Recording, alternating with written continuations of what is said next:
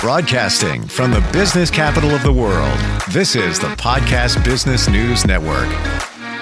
I truly love getting together with her. She is like a breath of creative fresh air. I'm trying to put those words together and come up with a whole new term. But it's true. What she does, interior design, works throughout the entire New York metro area, and we'll define that, and anywhere really, wherever it makes sense. Learn so much about what you do and the whole process. We're going to dig deeper into that with the woman behind Livable Luxury. Nicole Fisher is back here. How are you doing today? I'm doing wonderful. How are you? I'm good. I want to live a day in the life of Nicole. Like, what are you up to today? What is? Oh gosh, no, you don't. Come on. What do you got going on today? It's chaotic. I mean, our day-to-day as interior designers sound like it is a dream job. You're touching beautiful things, seeing beautiful things. There's so much that goes into the back end of it and dealing with grumpy contractors or architects who don't have the same vision that you do, or really difficult clients. And part of what we are trying to accomplish as we grow and expand is fostering these relationships where we're only working with people that we really like, and we get along with, we have mutual respect with, and that we can just only work with those types of people and hopefully leave the chaos and the mess to the side. But I mean, along the years, you formed relationships, with people that are part of your wheelhouse, but occasionally, maybe you look for somebody different. I feel it in my world. Sometimes I don't want to use the cliche, but I find it to be so spot on. People can be in your life for a season or a reason. There's truth to that. I've never heard that. Get out of here. I've never heard that before, but I love that. And that's why I didn't want to say it, because I thought it was overused. We think about it, why people show up in your life. And sometimes it's for a season, short period of time. Sometimes it's for a reason. And maybe that reason could last 10 years, could last 20 years, whatever it may be. Maybe the reason was for you to learn something from them. You might have been in a relationship with them. And I'm going to give you an example. And I had an epiphany not long ago. It's getting personal, but I'm going to share it. Okay. Season or reason. This is 3 years ago. 3 years ago. I have minor skin cancer and needed radiation. And it was on my face. Can't tell now. It's all gone. And I let it go. I had a beard. So I was like, you can't see it. So I'm not going to worry about it. So then I got radiation. So I was involved dating somebody at the time. And it was like a 6-month relationship, but it was all good. It ran its course. But while I was going through the treatment, she walks in the door one day. I was at her place and she's like, oh my God, look at your face. Oh my God, let me help you out with that. And then I learned the reason. She's a nurse. So she helped me through that challenge, and I helped her through other challenges. And then that was the reason. I'm convinced. And there's more. If you start thinking about it, why people show up, it's typically for a season or a reason. Yep. Process. I strongly believe in that and the universe just giving you signs. I think everything happens for a reason. So I'm a firm believer in that. I'm right but there as we grow, our business has changed. Our, clientele has changed. The scale of projects that we take on have changed. The budgets have changed, So I can't use the same people that I was using a decade ago because they're not up to the same caliber of end product that we are giving our clients now. So over the years, we've had to find new, fresh, more, beautiful talent that can execute what we need them to execute. But what I have been finding extremely challenging is the builders and the contractors, those relationships are really difficult because sometimes they're a dream and they're wonderful to work with, and they just, they take the plans, they do their job, everybody's happy. And other times there's just no respect for what we do. There is complete bulldozing on, our side of the job. There is, screaming and yelling. And, I mean, it's such a high tense thing to begin with, but we all need to have, an even head going into it, or else it's just going to be a nightmare. So what I have been doing is I only like to work with people that I like now. And if somebody wants to hire me, they have to work with one of my guys, because I can't, it's too much of a headache. It's just too much. There's not enough time for all the therapists that I need to go through and deal with these crazy egos. So we've been working really hard to try to find new blood. And that on the back end, the client doesn't know that. They don't need to know that. All they need to know is that you are a professional, credible, particular. Your name is on it. It's got to have a certain level of quality, and your job is to find those people to execute that or move on from somebody else. Do you find, because I hear more and more in the trades, they just take so long because many of them take on many, many different projects and things, it's like you got to manage them while you're managing your clients and everything else that you got to do. Absolutely. I mean, showing up just in general is a challenge. Sticking to their timelines, we are very strict in the beginning to try to get a set of schedules from them, so we know, because that's how we charge. That's how we get our billing in order. It's how long we think we're going to need to spend on this. So when that goes up and above, it takes advantage of everybody's time. But yes, these jobs are just taking forever. And I think, to your point, it is because they are taking on too much work. They're overworked. Everyone is so overworked. But I think if we as a collective can just work with people that we love to work with, and that, can execute in a timely fashion in the way that we want, just smooth sailing, all around. I love that you're real about everything. And we talked last time we got together about a family that had a second home, and it was in an area of a ski resort, and there's a lot going on. I think it was 5,000 square feet, somewhere around there. And I said, well, when do you think it's going to be done? And you said, well, hopefully in time for the holidays. Now, and you started this, previously, at least the process. There's a lot to be done there. Now, somebody else could just say, yeah, I think by the end of the summer, we should have it done. And that's not real. Because the scope of that project. And then for us, let's say a client, you have to realize that you have the consultation. So you go on your fact-finding mission. You have the proposal, at least the first one, preliminary, just to give them a look at it. Then there's development of the design. You got to refine it and make sure. There's a whole bunch of steps that go in before the execution, before the tradespeople even get a chance to pick up a screwdriver. So there's that, that takes some time, as it should, because it's almost like you're creating the blueprint for everybody else to execute the project, right? Exactly.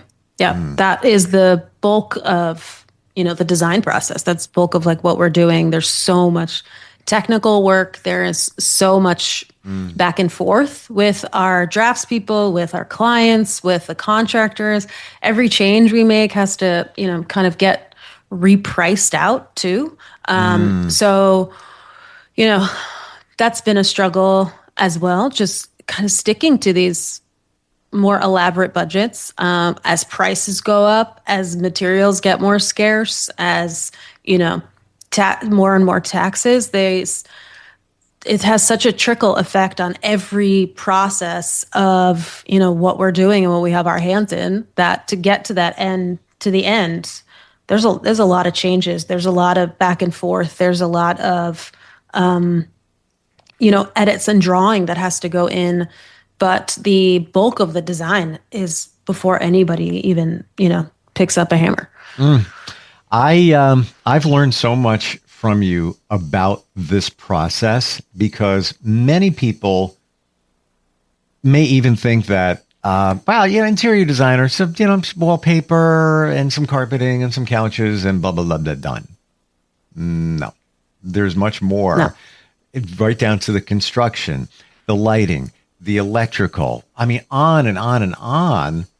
And now we're not even counting about the changes and the refinements that take place. There's so much going on here. And it's on your shoulders. I hate to say it, but it is.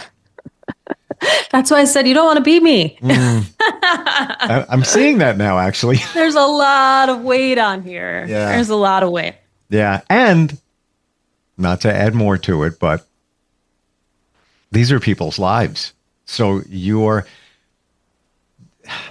if they're living in the home, you're in there doing your thing around them.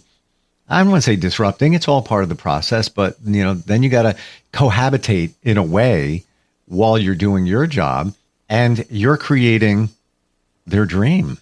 This is every day. Their family comes home. They see this living space. They had a vision. You have to create that vision as best as you can. Some things you can't do. Why don't we go there? Have there been requests where you're like, that's a great idea? I can't do that. It's not physically or humanly possible. No. I think when there's a will, there's a way. When there's Really? a budget, there's a way. Yes. Everything comes at a cost. I think anything is possible, but it will come at a price. Okay. So there has to be those things where, somebody says, I really want to do this, change the ceiling, do this. And you're like, well, no, that's a supporting wall. There's a header there. Yeah. God can't even go, all right, now you got it. It's all yours. I'm sure you come up against those, and then you have to work with the client and explain it that, I'm sorry, nobody on this planet can do that. Yeah. Sometimes the real time I'll have to put my foot down about things that can't happen is when the project started. Because sometimes, and that's kind of a tricky with renovations, is that once they've been living in the house, they kind of know how it feels already. Now we're looking at it from a different perspective.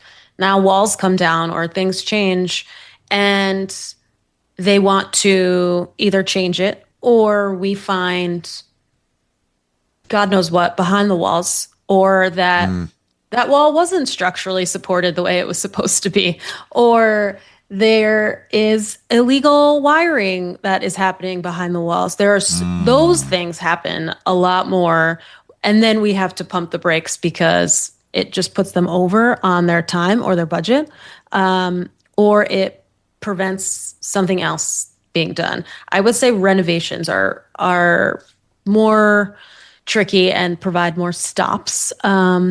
Sometimes if we want to relocate a bathroom, for example, and we open up the wall and then we see there's an AC duct that runs right where I want to put my sinks. Those are the times where we're like, all right, it's going to cost 20 grand to move this, or we just relocate where our sink is going to be. But no matter what takes place, the plans, everything needs to change. Everything. Yeah. At that moment. Everything. Yeah. You just brought back a memory. The last house I had, I was in there for like a year, decided to redo the deck. And they had this behemoth, and the guy was a contractor. So he built this deck that went all over all turns and everything, the wood everywhere. And in the end, the wood would get wet. There was like little doors of storage. There were mosquitoes flying around. Like, I'm blowing the whole thing out, and I'm going to use Trex and just streamline it and be done. So I had a party when I first moved in. It was July 4th. Tons of people on the deck. Now, a couple of days later, we're going to start the renovation.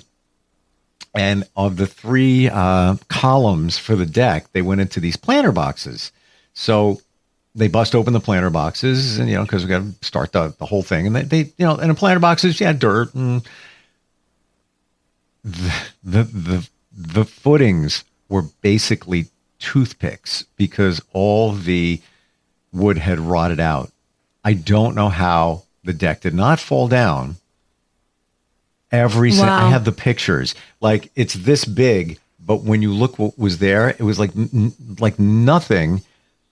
And I'm not religious, but I'm just going to share this because I saved it in one of the three. As you know, I'm there. We're taking the dirt apart and everything, and moving. A religious statue comes rolling out. It was in the dirt. Oh my God. I saved it too. It's in perfect shape. Had to clean it off and everything. I'm like, there's a reason that this was in here, and I'm going to save Yeah. this. But yeah, Save that. Yeah, I agree. to your point, you never know what you're going to find. You never know what you're going to find when you open things up. Absolutely. Tell me who you work with. Like, obviously, anybody who wants to do a redesign, a renovation, whatever it might be, but you do referrals. You know, you get a lot of referrals, but also you can work with people who have people that are looking for your services. Like, I would imagine real estate agents, realtors would be one, right?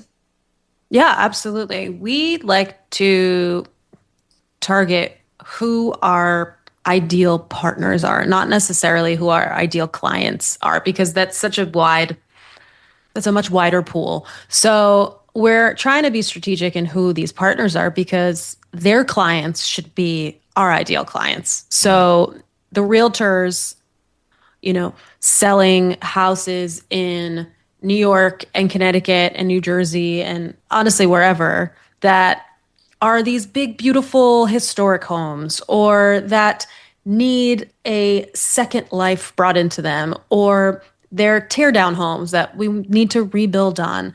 Those are the type of partners that I look for. So brokers is one, architects is another. Architect, I want to look at their body of work and see that we align. Someone who's super contemporary or modern would not be a partner that I would necessarily want to work with because our styles are so different. And, it could pose a challenge from an aesthetic point of view or from a client point of view that I don't think a client that wants to build an all glass home on the water would necessarily want to work with somebody like me because I don't necessarily do very minimal spaces. We like stuff. So on the flip side, working with an architect who understands historic homes or specializes in these type of colonial builds or Hudson Valley renovations would be a perfect partner for us because we have the same, idea and aesthetic for, the end product of what we love to work on. And then the third partner would be builders themselves, people who are actually doing the job. And for those guys, we're looking for someone with a team. We're looking for someone who has a designated construction management company, someone who is on site every day, someone who probably has an office manager who can do all of their billing so that clients aren't, getting bills once every 6 months and freaking out because no one told them anything that was happening for the last 6 months. Someone who uses a construction management software so the clients can go in and see what kind of progress versus me having to call and say, what'd you do today? What's going on this week? What's happening next week? And that can, we work with a lot of really unique pieces. We source tile, for example, from Italy, and it will be taken out of an old villa that is being torn down. But Wow. we reuse a lot of that material. So we'll ship that in. I need to know someone who can install something like that because that's not a very simple installation. That requires someone who's very skilled in their tile install, for example. We work with very interesting plumbing fixtures, not necessarily a hot, regular hot cold. Sometimes we do these little European taps that are just made for a bar, but I want to put it in a sink because why not? And people who don't look at these things and say, who is this crazy girl and why do I have this? Hmm. But say, great, let Appreciate me it. do whatever she Appreciate and wants. understand. Yeah, but that's what makes you different. And I love that, what you just said about that Italian tile coming potentially out of a villa. Now that tile, go with me on this, has a certain energy. I believe everything has energy. Yeah. And now it's got that energy that came from that villa. It's got that authenticity. It's got a story. Wow. I didn't even think of that. Super cool. Where the hell do you find something like that? Like, you on Craigslist? Hey, I'm looking for tile from a villa. Like, that's like super unique. Yeah, totally. I mean, it depends. It depends quantities, how much we need. If it's going to be a little feature thing, then it's really simple to kind of find, even from an online resource that sells antiques, like a First Dibs. They'll sell lots of 36 square feet, 50 square feet of reclaimed tile. So if it's small, we can certainly get it through there. There are literally companies that just specialize in villas in Italy and France, in England, that are being torn down, and they're reclaiming the products. Wow. There's a place on the other side of the river in Newburgh, Hudson Valley House Parts. They have been working on Richard Gere's old home. That's this ridiculous mansion in New York. It's being torn down. And In New York? In New York. Yeah.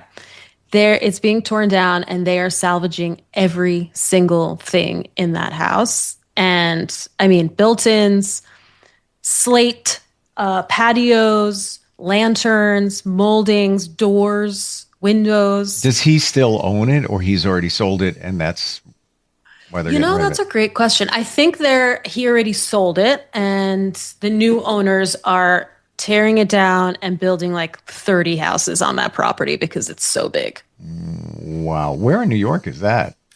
I want to say it's in the Hudson Valley somewhere. And it was literally in People like magazine yesterday because this story has been like so big. They're just repurposing and restoring. It's a humongous home. Now, is part of the sale of the stuff in there, whether it's some tile or fixture or whatever, is it the oh wow factor? Hey, by the way, this came from Richard Gere's place and upstate. Is that part of it, or it's this tub you're not going to find anywhere else, and it was at a great price and it came from whatever? Yeah, I think both. Okay. Everything has. I love a story, so a lot of people love a story. I mean, who can really say, "Oh, that was Richard Gere's bird bath"? True, and it's kind of cool, whether it's just one little thing, whatever it might be. So interesting. Like, you run deep. I want to ask before we run out of time. Are you an old soul? Yes, very. And my son, who's almost 6, is exactly the same way. Like old music too? Yep. Wow. I love my jazz, my Frank Sinatra. Yes. Wow. Okay. Interesting. No, I think it's unique because you don't see that a lot, and it's somebody that's, younger like you that, appreciates this history, but that's what makes you you. But if somebody comes to you and says, yeah, I've got like a 70s vibe. I want, certain looks, certain colors. You can be passionate about it as opposed to saying, yeah, we'll do that for you. Sure. We'll get that done. And it's really not you. It is you. Yeah. And that big glass, thing that you described is not, and not me either. I mean, I balance in my mind between minimalistic, but also classic, and the whole glass thing, like, no, doesn't appeal. It just doesn't. Yeah. I don't know why. What's the best way for somebody to reach you, whether it's somebody looking to get things done work-wise, or maybe even somebody that you could partner with, be it a contractor, broker, whatever it might be? Yeah, absolutely. Our website is bnrinteriors.com. And there is a contact button there. You can tell us a bit about your project, or if you're looking to partner, I am the one who gets those emails directly and will respond to those. And if you're looking for some inspiration or potential client, Instagram is probably the best, and that's B&R Interiors. Your 6-year-old son, does he have his own style and opinion as to his room? Has he said, this is what I want in here? Or did you give him suggestions? How did that go? I asked him when we moved into the house, and his response was he just wants rainbow. So I said, okay, I'm going to give you a tasteful rainbow. So we just did, there's stripes, there's color, but it's in a way that can grow with him and not feel too babyish or too childish. Give him the feeling that I listened, but Gotcha. we're going to make it a little more tasteful. For a second there, I thought you said he wants Rambo. And I'm like, what the heck? He's talking about an old soul. What's going on in that place over there? Nicole, great having you on with us. And always love your energy, your passion, and the insight. Super cool. And looking forward next time we get together. Talk soon. We'll be right back.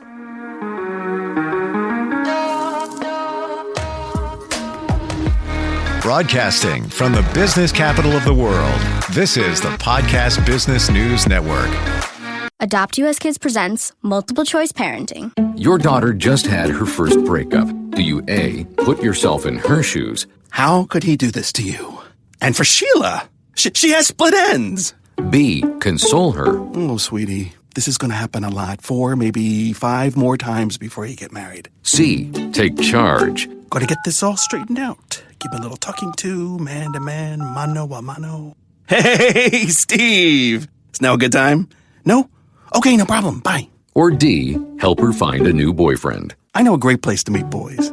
The internet. Nice, single boys. Never mind. How about some ice cream? As a parent, there are no perfect answers. But you don't have to be perfect to be a perfect parent. Thousands of teens in foster care will love you just the same. For more information on how you can adopt, visit adoptuskids.org. A public service announcement from the U.S. Department of Health and Human Services, Adopt U.S. Kids, and the Ad Council.